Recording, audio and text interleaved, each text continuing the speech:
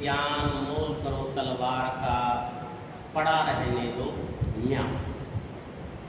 उस समय की समस्याएं इस दोहे में आई।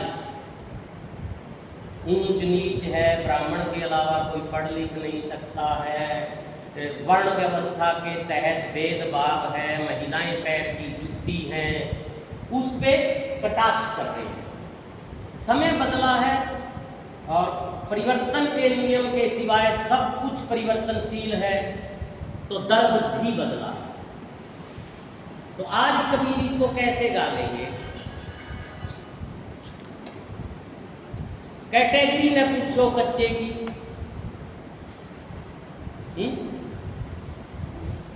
पूछ लीजिए पेंशन का दर्द। नहीं बदलेगा क्या दौर के साथ चीजों को? मोल करो एकता का, पड़ा रहने दो जाति धर्म। अगर कबीर के साथ हम टाइम ट्रेवल नहीं कर रहे, टाइम ट्रेवल समझते हो, उस समय नहीं जा रहे, 529 साल पुराने समय पे नहीं जा पा रहे, हम कभी कबीर को नहीं समझ पाए, किसी को भी नहीं समझ पाए। जब किसी के साथ लिखा होता ना इसका जन्मदिन, तब हमें ये देखना होता है कि उसका जन्मदिन तब सड़क कैसी थी, जंगल, खेत, कपड़े, मकान, बस, कार, परिवहन के साधन, बिजलियां, आने जाने के साधन, राज करने के तरीके, नियम कायदा कानून, जाति प्रथा, दहेज प्रथा। उस दौर में जाइए 629 साल पहले।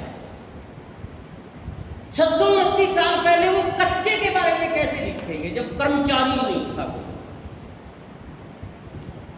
और अगर हम आज भी वही गीत गाएं 625 साल बाद भी, तो दिक्कत है ना। चल के आइए अब 625 साल आज के संदर्भ में कबीर क्या कहे? बात तो वही है, दर्द तो जनता का है, बगावत तो राजा से। कबीर अकेला टकरा रहा है कि मुझे तेरी ये जाति वर्ण व्यवस्था मंजूर नहीं है। अब तो संगठन है, संविधान है, कोर्ट कचहरी है, तब क्या था? और तब कबीर ललकार रहा है अकेला। अगर हम ये कर पाते हैं तो हम कबीर को जिंदा कर रहे होते हैं। आज जो तू बामण बामणी जाया तो आन बाट काहे ना आया, इसकी तो शरणार्थ करने की जरूरत नहीं है ना। जो तू तुरुक तुरुकनी जाया भीतर खतना काहे न पाया। अगर आप किसी अलग रास्ते से आए हो और फिर अडाणी बन जाओ तो क्या?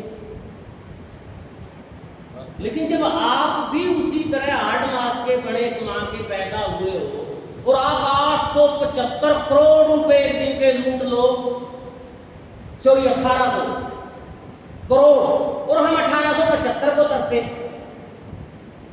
ये भेदभाव प्राकृतिक नहीं है। कबीर कह रहे हैं प्रकृति ने भेदभाव नहीं किया कि ब्राह्मण कहीं और से तरीके से पैदा हुआ है और तुरुक जो है वो माँ के पेट में खतना करवा के आ गया हो, तो हम मान लेते हैं कि प्रकृति ने किया है। तो ये कच्चे पक्के का, पेंशन बिना पेंशन का, बेरोजगार का, योग्य अयोग्य का, ये पानी दुख दर्द की समस्याओं का परिवहन, ये प्राकृतिक नहीं है। ये शासन की देन है और कबीर अकेला खड़ा लड़ रहा है, हम तो संगठन में हैं। कैसे जिंदा कर सकते हैं हम कबीर को?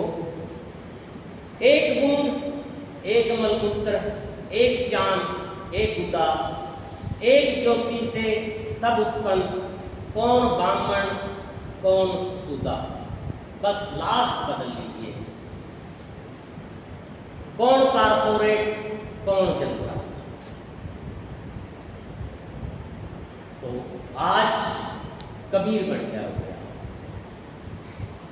और कबीर प्रासंगिक हो जाएगा, जिंदा हो जाएगा। बाकी चीजें वही है कि ये भेदभाव है क्यों? प्रति जो बच्चा किसी के घर पैदा हो गया, क्या उसके लिए पूरी हवा नहीं होनी चाहिए? क्या उसका पानी पे बराबर का हक नहीं है? नदी नाले पहाड़ पे उसका बराबर का हक नहीं है? यहाँ की खेती जमीन पे उसका बराबर का हक नहीं है? बराबर से खेलने कूदने के मौकों का उसका हक नहीं है? भेदभाव क्यों? सार्वजनिक क्यों नहीं? सरकारी क्यों नहीं? जब हम कहते हैं सार्वजनिक और सरकारी, तब हम कह रहे हैं सबके लिए एक जैसा। भेदभाव खत्म करने, वहां कोई भी जा सकता है, दाखिला ले सकता है, पढ़ सकता है, दवाई ले सकता है, ना किसी से कम पैसे ना ज्यादा पैसे, फिर 150 वाला डॉक्टर नहीं बन सकता। कबीर खड़े थे, लेकिन उनको आज के दौर में हम याद भी करें तो कैसे करें? माटी एक सकल संसार, बहुविधि भांडे गढ़े कुम्हार, विविधता में एकता, एक भाषा, एक देश, एक बोली, एक टैक्स, एक शिक्षा नीति। कबीर तो इसके खिलाफ खड़े हैं। बेशक हम एक मिट्टी के बने हैं, पर फूलों का गुच्छा अलग अलग रंगों से बढ़ता है। आज के दौर की समस्या को कबीर कैसे रख सकते हैं? हम आज जिंदा करें कबीर को, हो जाएंगे, हर दोहे में हो जाएंगे। वो उस समय की राज सत्ता के खिलाफ खड़े हैं, आज हम आज के शोषण के खिलाफ खड़े हैं, तो हम कबीर हैं। इसको चे गवेरा ने कहा भी है एक जगह कि आप मेरे क्या लगते हो? क्या आप धरती पे कहीं भी शोषण के खिलाफ बोल रहे हो तो हमारा एक रिश्ता है और आप मेरे कामरेड हो। तो अगर हम भी कबीर की तरह तमाम भेदभावों के खिलाफ अभिव्यक्ति की आजादी को, लोकतंत्र को जिंदा कर रहे हैं, तो हम कबीर के और कबीर हमारा। और कबीर की ये पुकार है कि कर लो, हिंदू कहे मोहि राम प्यारा, तुर्क कहे रहीमान। बीएमएस वाले कह सकते हैं, छोटे टुकड़ों में समस्याओं को देखने वाले कह सकते हैं, जात गोत्र धर्म भाषा क्षेत्र लिंग पे बंटवारा करने वाले कह सकते हैं ये मेरा है ये पराया है।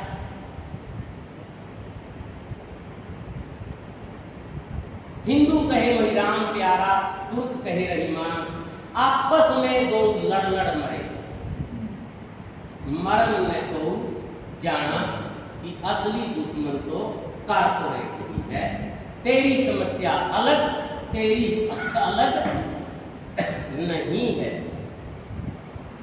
सबका नियोक्ता या सबका टैक्स लेने वाली सरकार है, ये कबीर कह रही है।